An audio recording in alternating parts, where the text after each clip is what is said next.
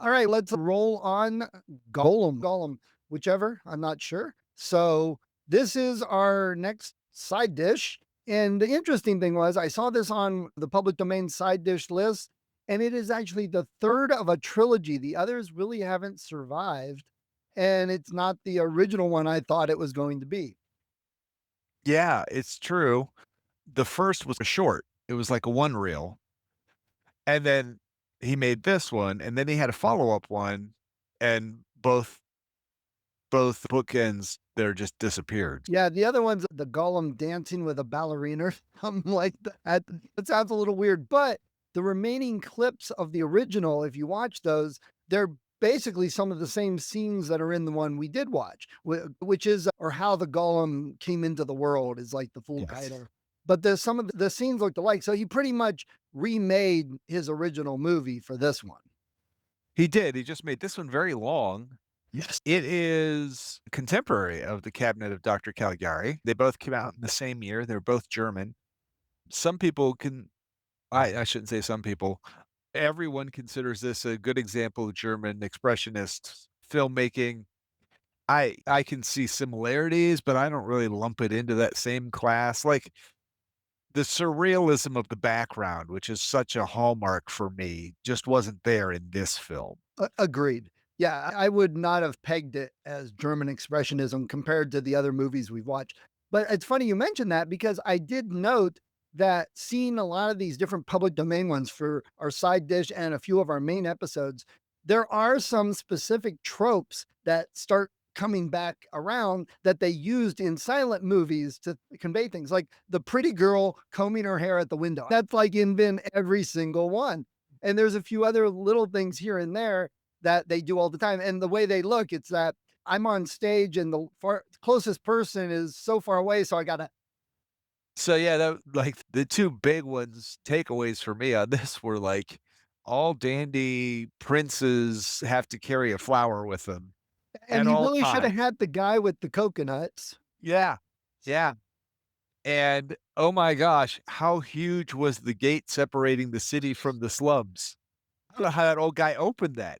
I know. I thought the same thing. I was like, did they really build like that in 100 years ago? Geez, oh man, that is huge.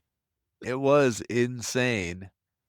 I do love that there was really big hints and almost a sex scene in this movie. It was like, wow, that's pretty intense for this movie. Yeah, it was pretty risque. Hey, it's Europe. It's Europe. Different, yeah. It was also pretty violent, especially if you watch the original clips from the original movie. The golem's like throwing people off of towers. I'm like, dang, that's some of the most vicious movie making we've seen from this era. Yeah, there was the girl who dances in the Oh, first one, that's another trope. You got to have the dancing people in the movie. and the girl who plays in this prominently in this film, both were not his first pick. He had originally picked her sister, but her sister was terrified of him in the Golem costume Wow. and couldn't act with it, so they had to swap it out for the other sister to play And the that part. kind of shows different times too, because we've heard stories of some of the horror movies with kids, and a lot of times the guys in the are like talking to the kids in between stuff, like it's still me. This is all acting. And the kids looking back a lot of times say, it was a little scary at first, but they really showed me all that. So it's interesting that at the time it was harder for people to separate that. Yeah. And this also sent me down a deep dive. Shout out to the Twilight Grotto, which is a website that has ancient books in their original language and translated side by side for free. You can just go through and read them because I was trying to do this deep dive into the figure Astaroth, and it was a fascinating read. There's not a whole lot to report. Astaroth is this male demon who I don't even want to say demon. He's like a prince of hell who shows up in ancient Jewish texts, but they think that it originally came from Ishtar, from Babylon. And because you can see throughout those Middle Eastern cultures, the Babylonians, the Sumerians, they all had this same female love goddess whose name started with a vowel became Aphrodite when went over to Greece across the way, but for some reason it made a jump to this male figure to the ancient Jews, put him in as this kind of, and of course, there's the whole, "Oh, if you summon him, he'll give you secret knowledge," and that's what the only reason anyone summons demons apparently is just to get secret knowledge and find out where Well, yeah, like treasure this is. one, they summoned them and trapped them in a body to get revenge, so Yes. that was interesting and different. Though I agree with you, the movie was a little long and slow. Yeah. And I even made a comment that I'm like, oh my God, this is like one of the slowest movies we've watched. And there have been a couple that have been trying my patience. And when you get scenes like, all right, so we have this demon trapped in a golem body that we're bringing to life. Let's make him our house servant so he can sweep the floor. What? Yes. We can cut that. Have him do tricks in front of the prince and the king, Yeah. like a trained monkey. So the story's ancient too. The story goes back a long time, long before movies, and the fact that he picked this to do, I thought was really interesting because it's a fascinating tale. It just I would have never pictured in the 1920s, like, this being the center corner piece to the Yeah. but it was, I don't wanna say is obviously not the first, but it was such an influential kind of thing because that whole thing with the little girl and the giant monster, that's right out of Universal's Frankenstein. Yeah, yeah, thought the same thing.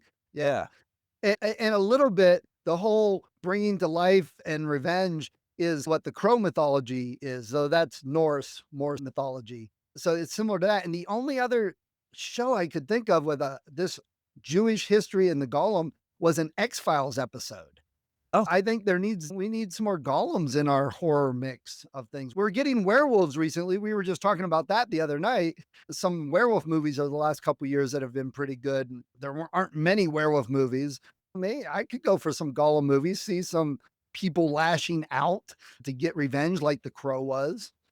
I would say it's actually here. It's just taken on new skin. This is what became of the AI robot genre. That's Megan, what it evolved into. It's Megan, it's Her, it's all of those movies that are out right now where you have right, the usually for some reason an innocent or beautiful looking female figure who is just utterly murderous and a killing machine by right. the end of the film. Which, speaking of, a little side note, I enjoyed the first Megan. I was like, "Oh, this isn't bad. It comes out at a good I time." did well All too. right. Yeah. I was The shocked.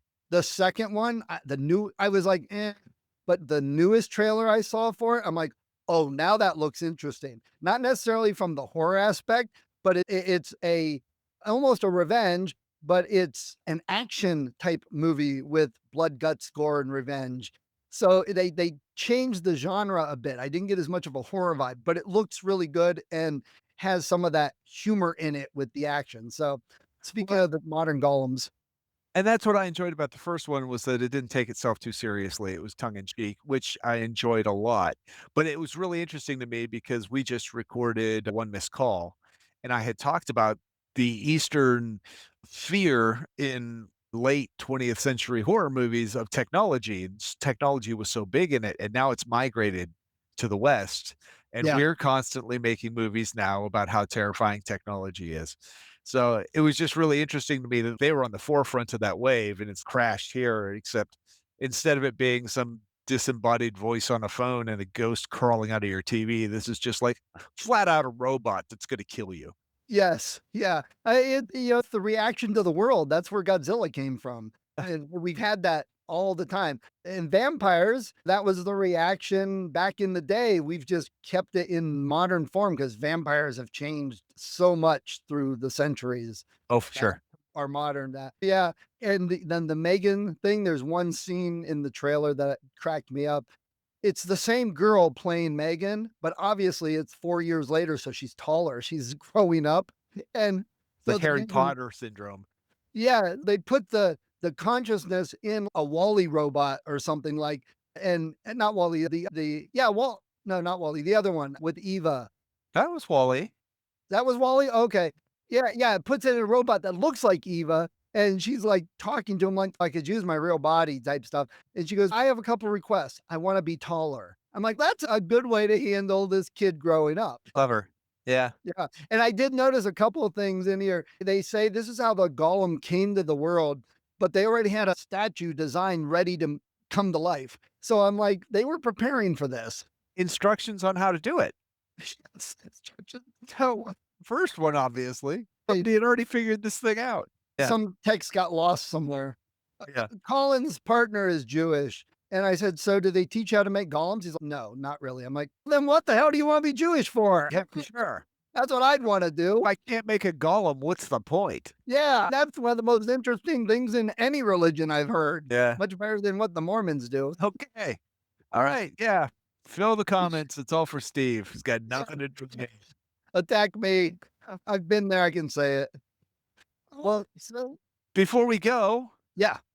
happy birthday to Lori, who is a very dedicated, long-time listener to our show. And this probably won't come out until a month after your birthday or a couple weeks, but still, we recorded this on your birthday, Lori. So happy birthday. Yeah, happy birthday. Yay. We like Yeah. long loyal listeners, and you've run into a couple people lately. So Yeah. I hope we go to a couple shows here. I'm trying to get into a couple things, and maybe we'll get some people that, oh, I've heard you guys. Oh, yes, that'd be cool. That makes it fun. All right. So everybody check out the website, check out our other episodes. We've got What's next, Steve? oh, gee, I always forget to look that up. It is horrible. I'm terrible at that. This is you saying, "Oh, are they related to so and so?" And I'm like, "I have no idea. I didn't make that connection. I didn't look this up. Who Yeah. did the music? I don't know, Steve. I didn't look up who the composer was this time." It's always when they haven't checked. I had Golem on there, and then I've got Last Man on Earth is next. I haven't seen that one, but that one's been remade a couple times in a couple different ways, so ought to be interesting. And Awesome. Colin gave me a suggestion I'm going to add on to here too. So we've still got quite a few good public domain side dishes to go through. Awesome. All right. Looking forward to them. Later, man. See ya.